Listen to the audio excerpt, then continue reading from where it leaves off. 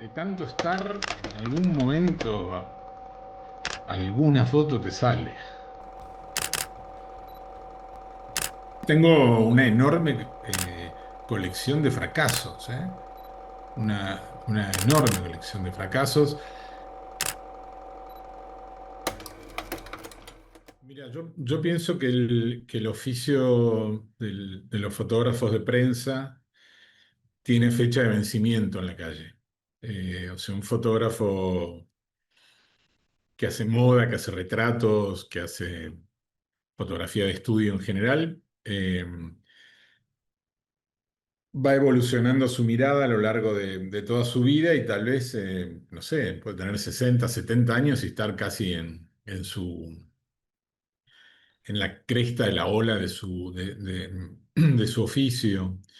Pero el fotógrafo en la calle tiene tiene la misma evolución de su mirada, pero tiene fecha de vencimiento por su físico.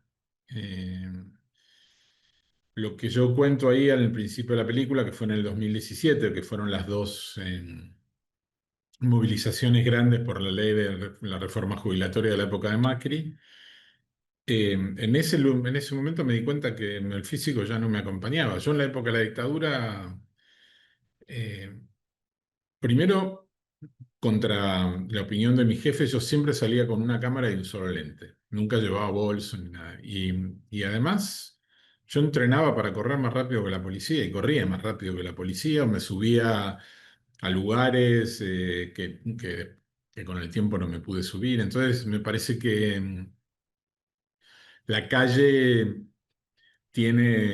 hay que ponerle mucho el cuerpo, independientemente de que ponerle el cuerpo no significa siempre salir indemne, ¿no? Bueno, lo que pasó ahora con Pablo Grillo, bueno, es un pibe joven y, bueno, eso eh, la- es un horror, pero bueno, en la calle pueden pasar ese tipo de cosas. Obviamente no pueden pasar, no justifico que un policía, un gendarme tire gas lacrimógeno sin apuntar para arriba, pero digo que en la calle hay accidentes. Este no fue un accidente, el de Pablo Grillo fue una, una acción malvada no solamente de la gendarmería, sino del gobierno, ¿no? En el sentido de el suboficial que le tiró a Pablo Grillo, bien, gracias, sigue trabajando, sigue estando ahí, creo que se llama Guerrero y no, nadie lo sancionó. Es más, creo que están alimentando que este tipo de cosas suceda. Pero la calle tiene su peligro. Acá y en todo el mundo, ¿no? Los conflictos, los fotógrafos de guerra, la cantidad de fotógrafos de guerra que han muerto a lo largo del siglo XX y de las guerras del siglo XXI, ¿no? El máximo exponente de la fotografía de guerra, que era Robert Capa, murió justamente, autor de una frase célebre que es que si tu foto no es lo suficientemente buena, es que no estuviste lo suficientemente cerca. Murió pisando una mina antipersonal en Indochina. 5.300 millones de fotos al año. No tengo capacidad de dimensionar lo que son 5.300 millones de fotos. Y punto seguido, en el comentario, decía algo que me llamó la atención y me parece pertinente, que es, no, el que estaba escribiendo la nota dice, no sé si llamar a todas esas imágenes fotos, porque es una foto, eh, tomar una imagen de lo que uno se va a comer y después Eh, esa foto queda ahí en el teléfono, se sube a la nube, se pierde. Bueno, hay un montón de imágenes que ya han superado el adminículo cámara, ¿no? O sea, la mayoría de esos 5.300 millones de fotos al año no se sacan con cámaras, ya se sacan con celulares. Y esto cambió Totalmente el ejercicio, sobre todo el fotoperiodismo. Tenía que estar ahí para capturar una imagen, pero a veces tenía que reconstruir esa imagen. Y hoy casi todas las acciones están tomadas por una cámara, sea un celular, sea una cámara de seguridad, sea la cámara de un vecino que la pone para cuidarse de los robos. Los policiales, ¿no? O sea, ¿cuánto hace que no vemos una foto de un policial? Todo está grabado por cámaras que son de seguridad o celulares o lo que fuera. Entonces, eh, eso no implica que atrás de eso, de esas imágenes, haya una mirada. En general, no hay una mirada. O sea, hay a veces un operador de esa cámara y a veces un automatismo que hace que grabe permanentemente y bueno, vemos lo que nos interesa. Entonces, bueno, ahí hay una pregunta que yo me hago que no tengo respuesta y que lo miro casi como diría el tango con la niata contra el vidrio, ¿cuál es el futuro del fotoperiodismo? ¿O para qué sirve hoy el fotoperiodismo? Eh,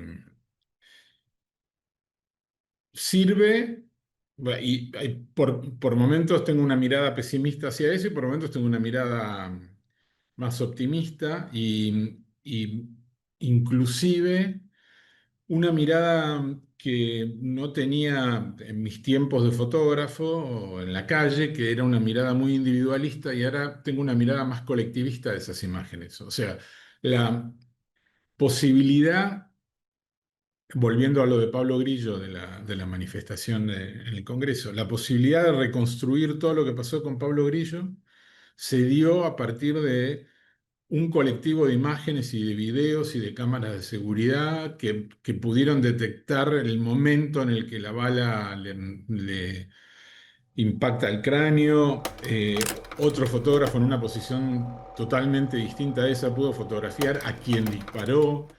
Se ve la trayectoria de la bala, lo cual desmiente a la ministra de Seguridad que dice que la bala salió de arriba hacia arriba y rebotó en algún lugar y le pegó a Pablo Grillo. Después decían que era un metal, que ese marco era un metal y que por eso rebotó y es de madera. Bueno, todo eso se pudo reconstruir colectivamente con distintas imágenes. Por lo cual, bueno, por un lado está mi mirada media pesimista de a dónde va el fotoperiodismo y por otro lado me parece que, por lo menos en este caso, hay una mirada que colectivamente puede reconstruir una escena que de manera individual nadie hubiera podido reconstruir.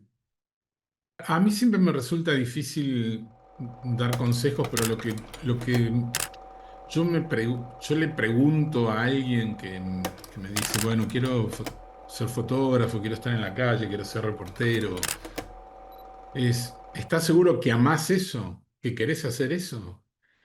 Si estás seguro que querés hacer eso, hay que hacerlo. Eh, Después veremos, o cada uno verá cómo le va. Está claro que no es un oficio para hacer dinero. eh, no es un oficio para hacer fama, ni para hacer. Es un oficio que uno debe abrazar si cree que, que se va a bancar primero las grandes frustraciones. Los fotógrafos, yo hablo por los fotógrafos de prensa, ¿no? Pero supongo que todos, pero los fotógrafos de prensa tenemos una enorme tolerancia, tenemos que tener una enorme tolerancia a la frustración, ¿no? Hay un gran fotógrafo que de alguna manera fue la mirada del siglo XX, que se llamaba un francés, Cartier-Bresson, que al final de sus días, cuando ya no fotografiaba y dibujaba, que era su primer amor, el dibujo y la pintura, decía que él creía que en su vida había hecho entre 8 y 10 fotos buenas. Bueno, o sea, Cartier-Bresson había hecho entre 8 y 10 fotos buenas, cualquiera de nosotros nos queda haber hecho 0,5 como mucho fotos. Entonces, en general, hay un puñadito chiquita de situaciones en las que uno no fracasa, o en los que uno está conforme con la foto que hizo, o que la foto que hizo tiene una trascendencia o una importancia. En general, uno o le va mal o le va de manera mediocre. Y entonces hay que tener un enorme amor por este oficio y una enorme capacidad de levantarse de las frustraciones, ¿no? De tolerar esas frustraciones. Eh, Me parece que en todas las épocas los distintos oficios se enfrentan a situaciones diferentes. En este momento se enfrentan a situaciones donde hay una sobreabundancia de fotos. Eh, en otros momentos se enfrentaba a que las cámaras eran absolutamente imposibles eran tan grandes, imposibles de manejar en situaciones de conflicto, y sin embargo, no sé, Tina Modotti se las arregló para fotografiar el México revolucionario con una cámara que hoy yo, si la agarrara, no me pondría a llorar, pues no sé, no sabría ni por dónde cargarla. Primero, tratar de estar siempre en donde pasaban cosas. O sea, para mí, otra de las características muy importantes de un fotógrafo es ser curioso. Eh, el estar ahí. Pero si uno no está, bueno, no va a pasar nada, no vas a tener una foto del lugar donde no estás. Eh, Después creo que el mayor trabajo de un fotógrafo es el trabajo que uno hace sin la cámara, ¿no? El tener información, el saber qué es lo imaginarse qué es lo que puede pasar y por otro lado, eh, apostar, porque el fotógrafo también es un gran apostador, ¿no? Hay eh, un lugar y un momento en el que uno apuesta que va a pasar algo y después atrás queda todo el mundo, queda todo, ¿no? Al costado de uno, atrás, y si uno es muy seguro y pretende apostar a distintos lugares y es como el tipo que va al casino y le apuesta a los 36 números que hay. Bueno, yo qué sé, si sale el cero pierde todo. O sea, también hay que apostar. Y después, para mí, hay un factor muy determinante que es el azar. El azar también tiene de alguna manera, yo siento que muchas de mis fotos tienen una cuota de suerte y una cuota o sea, llegar tarde a un partido y entonces estar mal ubicado y que estar mal ubicado me haya pasado que estuviera desesperado por tener fotos y entonces hubiera pasado el gol de la mano de Dios y que viviera en una época donde no hay VAR, porque si hubiera habido VAR, esa foto lo hubiera tirado. O si hubiera habido VAR o si hubiera habido un referee con los ojos abiertos o un juez de línea con los ojos abiertos. También, no sé, que en la foto de los militares entrando al juicio se haya filtrado la mirada de trasera mirando a Videla. Bueno, hay algunas cosas que tienen que ver con el azar, pero me parece que fundamentalmente tiene que ver con estar ahí y con todo el trabajo que en algún momento yo escribí algún textito que tiene que ver con la ingeniería fotográfica, con lo que uno hace previamente a apretar el disparador, que es tener información. O sea, si no tenés información, si no verdaderamente actuás como un periodista que sabe a quién va a fotografiar, quiénes son los personajes, qué puede pasar, y después, bueno, la cuestión de arriesgar.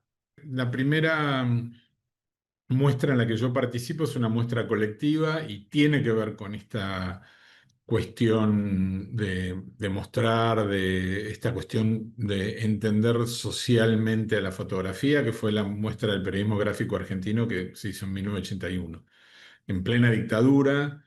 Y de alguna manera creo que junto con Teatro Abierto es es la grieta por la que se metió la cultura, ¿no? Y empezó a acompañar esta, lo que yo creo que son las grietas del poder por el cual se derrumba, ¿no? En general siempre los poderes más monolíticos tienen grietas y ahí hay uno, en general la sociedad más, la resistencia penetra por ese lugar. Entonces las primeras muestras que fueron esas, la primera muestra del periodismo, la del 81, 82, 83, eh, fueron muestras colectivas, no tenían ninguna. Para mí era lo mismo que, en realidad no era lo mismo, sino que la primera muestra que nosotros hacemos en el 81 la hacemos porque son las fotos que nosotros sacábamos digo nosotros, la generación de fotógrafos a la que yo pertenezco, sacábamos en las calles y los medios periodísticos no las publicaban porque se autocensuraban frente a la dictadura.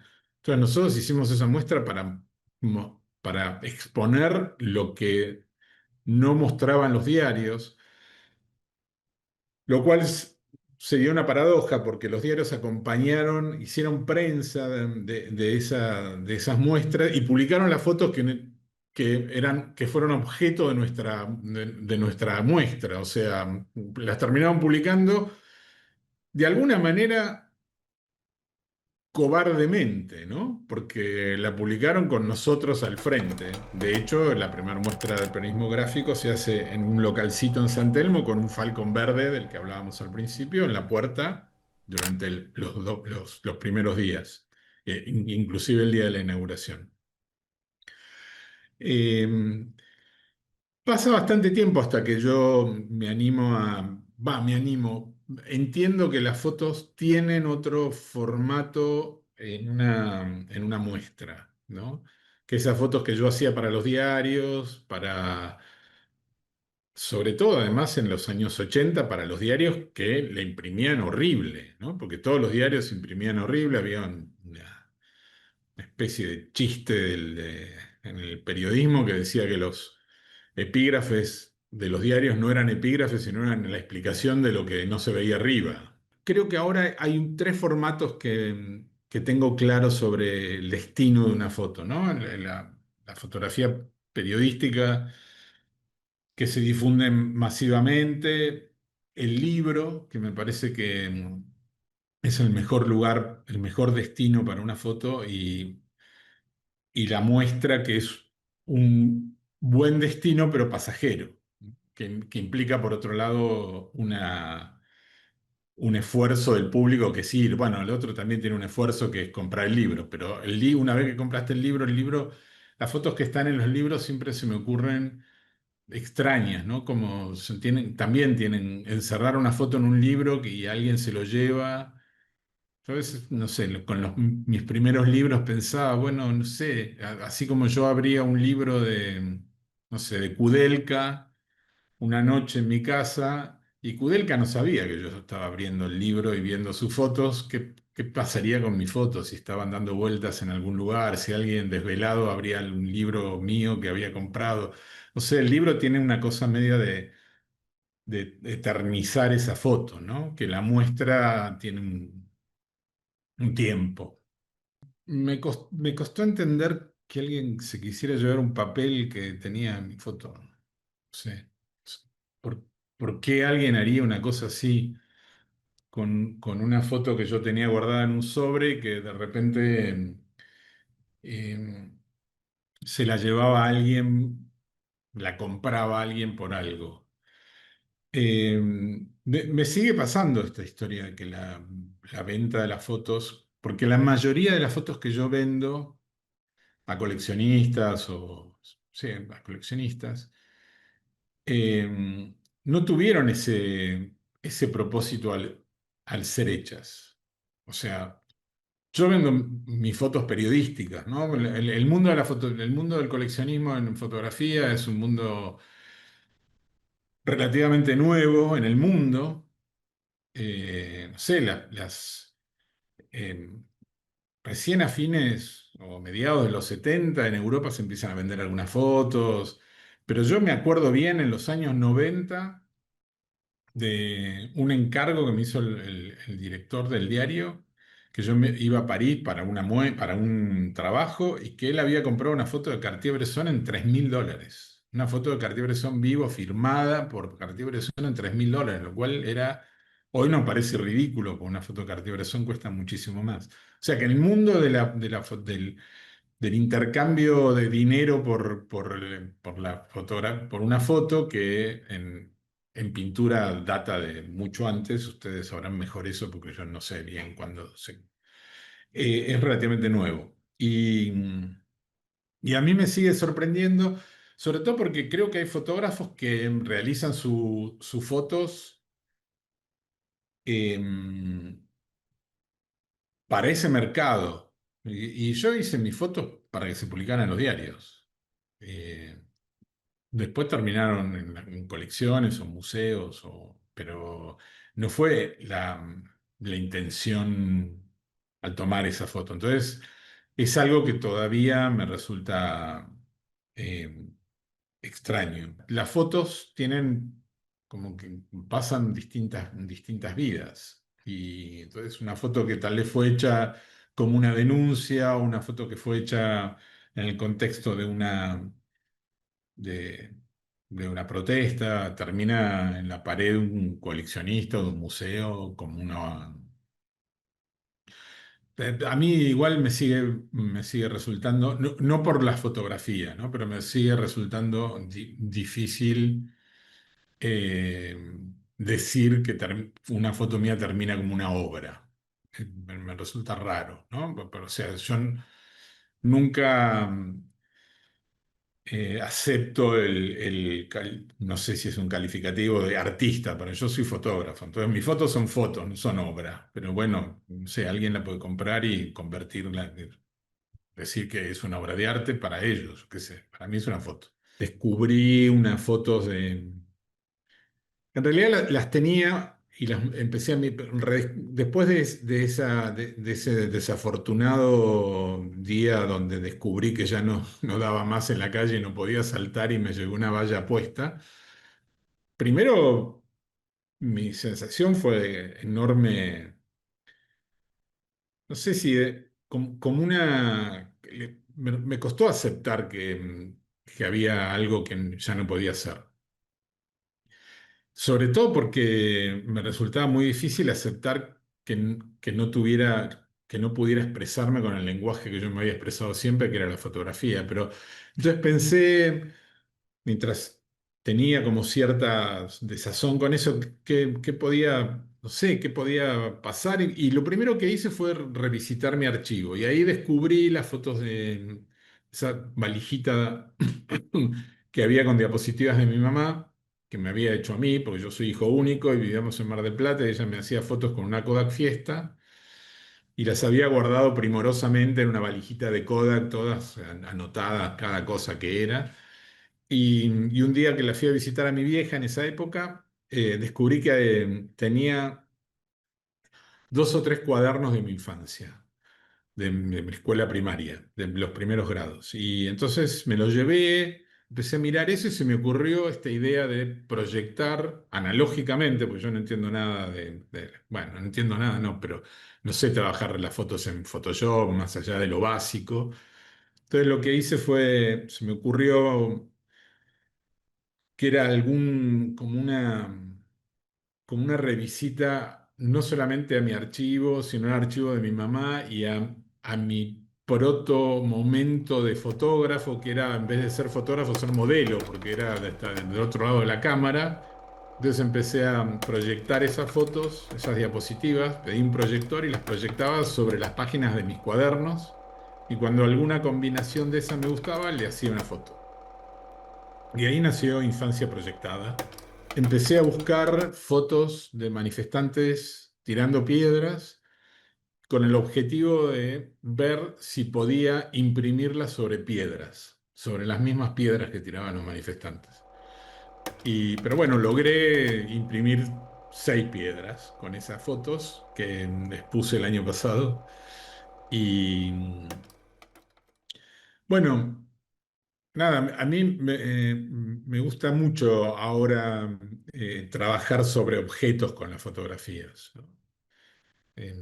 Tengo otro trabajo que tiene que ver con esos. Finalmente di con un señor que tenía unas urnas de votación, las primeras urnas de votación después de la ley Sáenz Peña, y se las compré. Y una urna la llené con las boletas de los candidatos a presidente y vice de la democracia y algunos diputados. Y en la otra urna hice como si fuera una caja de luz con una linterna que está adentro y sobre la caja de luz, sobre un acetato blanco, hay fotos, diapositivas de los carapintadas que intentaron dar golpe de Estado durante la democracia. O sea, son dos urnas que operan como en conjunto, ¿no? Las dos urnas juntas. Eh, bueno, hago esas pavadas.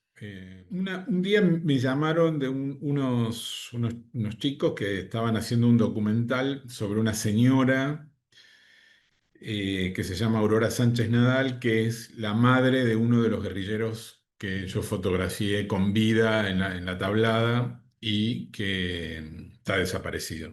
Entonces, bueno, vinieron a grabar a mi casa y, bueno, era una entrevista que en la película tiene, no sé, 2, 3, 4 minutos y, bueno, nos quedamos charlando con el director de la película, con el productor, con, bueno, gente que vino. Y a los 2 o 3 meses me llamaron para decirme que ellos querían hacer una película sobre mi vida de fotógrafo, al cual me pareció que me estaban, ya tenía, o sea, yo sabía quiénes eran, me parecía que estaban haciendo una broma, que era un chiste, bueno, yo qué sé, primero les dije, bueno, sí, no, bueno, no sé, me lo tomé gracia, pero después me llamaron el otro día y me dijeron, no, pero va en serio, queremos hacer una... Y entonces, bueno, nos reunimos en casa. Yo les dije que me parecía que no tenía, yo sentía que no tenía, que iban a fracasar porque no tenían, no iban a sostener una película con mis fotos. Bueno, no sé.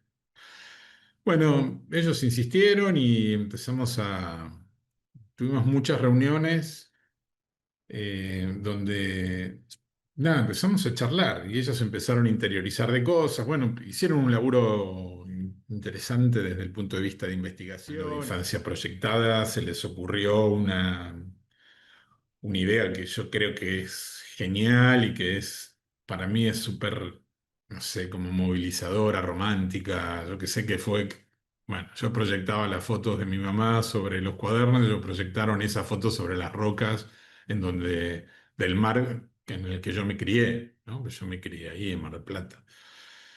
Y bueno, nada, fue pasando el tiempo. En esa época, por suerte, existía la financiación del Inca y ellos además ganaron un premio que se llamaba Incubadora, que les permitía arrancar ya con la película. Bueno, y fue raro porque yo me sentí raro todo el tiempo. Eh, Vi la película 2 veces en mi vida. O sea, yo fui al cine a ver la película sin haberla visto. Había visto escenas sueltas y fuimos al cine sin haber visto la peli. Y después, bueno, la peli, la acompañé en un montón de lugares y alguna vez más la vi, pero me resulta medio difícil verme ahí en la pantalla, yo qué sé. Me gusta la película porque me parece que pero la película es de ellos, ¿no? La película está bien hecha. Una de las cosas que yo les había contado a ellos es que, bueno, porque a mí me gusta dar talleres de fotografía, bueno, ahora estoy dando menos, pero entonces, investigando, vi muchas películas de fotógrafos, ¿no? Sobre todo hay películas de fotógrafos, eh, de grandes fotógrafos, los grandes fotógrafos europeos o norteamericanos, y muchas de esas películas ocurren cuando el fotógrafo se murió, Entonces, bueno, hay alguien que habla del fotógrafo y muestra las fotos, ¿eh? Y otras ocurre cuando el fotógrafo ya es un anciano y balbucea, dice incoherencias y yo qué sé.